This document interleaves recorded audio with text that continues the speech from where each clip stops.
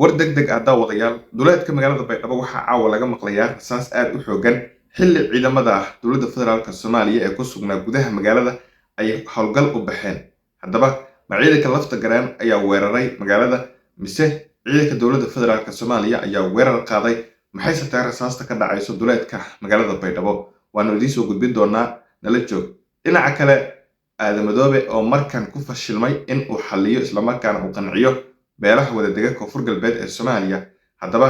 muxuu yahay fashilka markan uu dhex dabaalanayo xilli beelaha qaarkood ay markaasi cabasho ay muujiyeen islamarkaana ay ka gadoodeen tallaabooyin saacadihii lasoo dhaafay uu qaaday maamulka aadan madoobe? waanu idiin soo gudbin doonaa qodobadaas oo faahfaahsan, balse marka koowaad soo dhawow muuqaalkan la garay, sidoo kalena sii sheer garay si dad badan xogteena ayuu gaadho. xilli toddobaadyadii lasoo dhaafay duleedka magaalada baydhabo ay ka socdeen dhaqdhaqaaqyo ciidan oo iska soo horjeeda ayaa caawa wararka naga soo gaaraya magaalada waxay sheegayaan in duleedka magaalada baydhabo rasaas laga maqlayo islamarkaana ay isweydaarsanayaan laba dhinac. ciidamada dowladda federaalka soomaaliya ayaa maqribkii kadib waxa ay u baxeen howlgal oo magaalada banaankeeda ah kadib markii ay ka war heleen in ciidamada lafta gareen ay kusoo wajahan yihiin.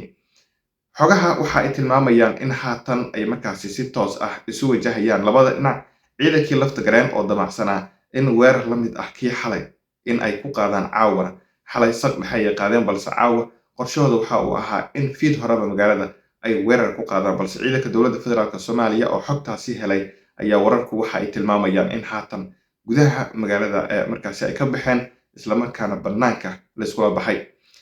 haddaba si aan wax badan uga ogaano rasaasta duleedka magaalada ka dhacayso islamarkaana xoga intan ka badan aan u helno, waxaan markaasi wareysanay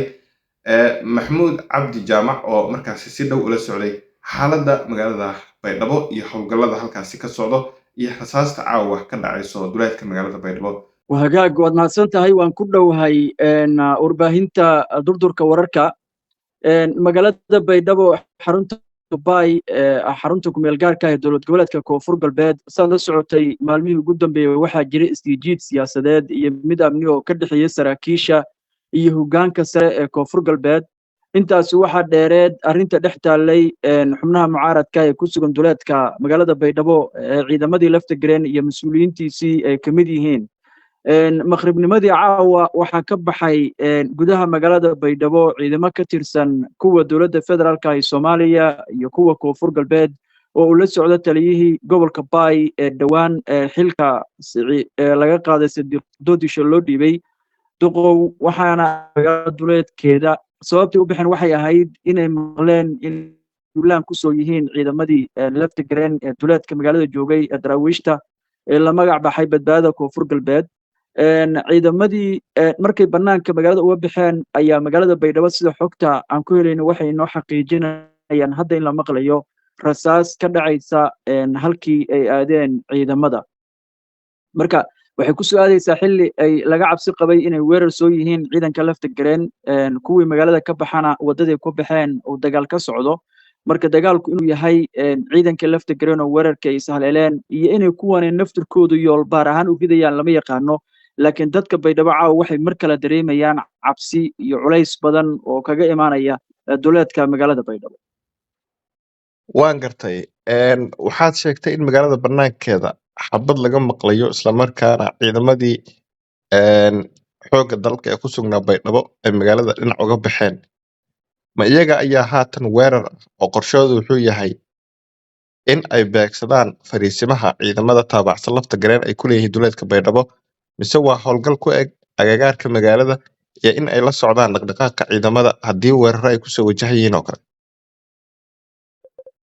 kadib markay ogaadeen ciidanku in weerar lagu soo yahay oo ciidankii lafta gareen ka amar qaadanayay ay weerar ku soo yihiin magaalada baydhabo, saa ogeed xalay saqdii dhexe 8 saac ku dhowaad meelahaas ayuu dagaal ka dhacay halka lagu magacaabo alfaras ama jidka soddonka magaalada baydhabo. askar ayaa ku dhimatay, kuwo kalena way ku dhaawacmeen. ayagoo xogtaas iyo xuuraankaas xalay iyo wixii ku dhaca ogaa ayay mar ogaadeen in duulaan lagu soo yahay magaalada. kadibna waxay ahaayeen difaac weerar wax la yidhaahdo, oo waa weerar oo waxay isku dayayaan inay bal meelaha ay suurtagal tahay inay ku sugan yihiin habeennimadan isku aruursanayaan ciidanka lafta gareen inay weerarka ku qaadaan. hadday suurtagal noqoto la kulmaan weerarkana ay weerarkaasi difaac ay u noqdaan. sida muuqatana qadarka ay ka maqnaayeen magaalada gudaheeda oo ay bannaanka tageen iyo marka xabaddu bilaabatay iyo xogta la haayay cabsida magaalada haysata waxaad moodaa inay isku dhiganto oo halkaas ay isku haleeleen ciidankii duulaanka ahaa ee Laftagreen ee muddooyinka ugu dambeeyay magaalada gudaheeda weerar ku soo ahaa durdurka waxaa kaloo xusid mudan ciidanka magaalada soo weeraraya inta badan waxaa la leeyahay hadda xaalku aad u adag yahay oo beelihii magaalada koonfur galbeed gaar ahaan Baydhabo jooga ayaa khilaaf weyn ka dhexeeya sidaad ogtahay hariin ayaa laga qaaday taliyihii booliiska gobolka Baay waxaa loo dhiibay Hadamo waxaad moodaa inay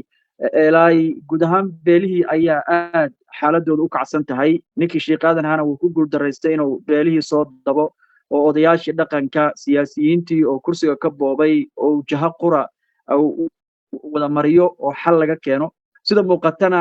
waxaa hadda soo baxaysa cabsi badan oo jirta saraakiisha naftirkooda ayaa kala shaki weyn oo soo kala dhex galay askartii naftirkooda ayaan jaha u wada jeedin xaalku ma fadhiyo sida aan xogta ku helayno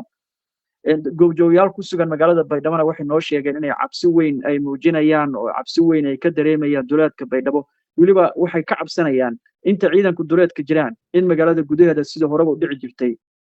ay ku jiraan ciidamada Laftagreen ama dadka taageersan taasina ay magaalada gudaheeda dagaal kale oo ka dhici karo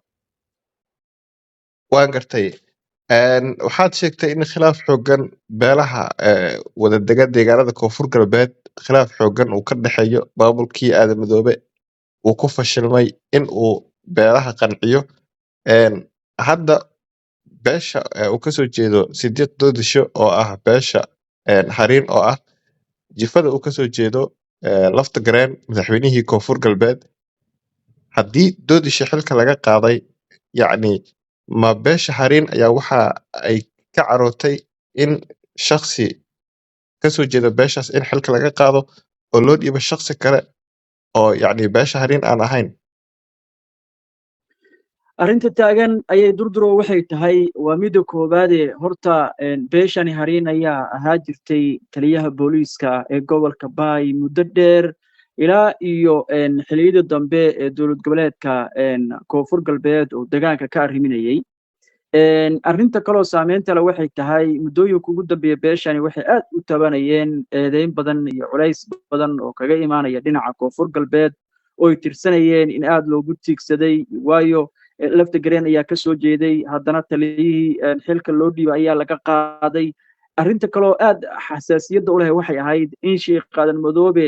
ninay isku jufa yihiin oo ka dhigay taliyihii gobolka Baay xogta kaloo la helaya waxay tahay in saraakiil kale oo liiskooda haayo oo gebi ahaan la bedelayo saad og tahay taliyaha degmada ilaa kan gobolka ilaa guud ahaan waa wax uu ka imaanaya dowladda dhexe ee Soomaaliya taliyaha booliiska ka imaanaya degmo ama gobol tagaya waa in xamar laga soo magacaabo laakiin haddee Sheekh Qaadan Madoobe wuxuu ku leeyahay door inuu saraakiishii xukumaysay magacaabistare lahayd oo yiraahdo haliga bedelo sargaal hebel arrinta jirta waxay tahay marka in saraakiishii naftirkoodu kadib casharkii laga bartay Sadiq Doodisho inay mid walba is ilaalinayo waayo asagoon bilo joogin oo bilo shaqaynin ayaa la leeyahay baraha bulshada lagu soo qoraya dadka ayaa la hadlaya waan ka xunnahay in dadkaaga lagu isticmaalay waan ka xunnahay in sidaas lagu galo macnaheedu waxa waaye taliye kasta wuxuu hadda aaminsan yahay meeshan inuu si joogi doonin taas marka waxay curyaamin weyn ku samaysay oo hoos u dhac weyn ku keenaysaa sugidii amnigii iyo inay saraakiishii dhiiradaan iyo inay howlgalkii adkaysto waa tahay aad baad u mahadsan tahay waa kaaga mahadcelinaya waraysiga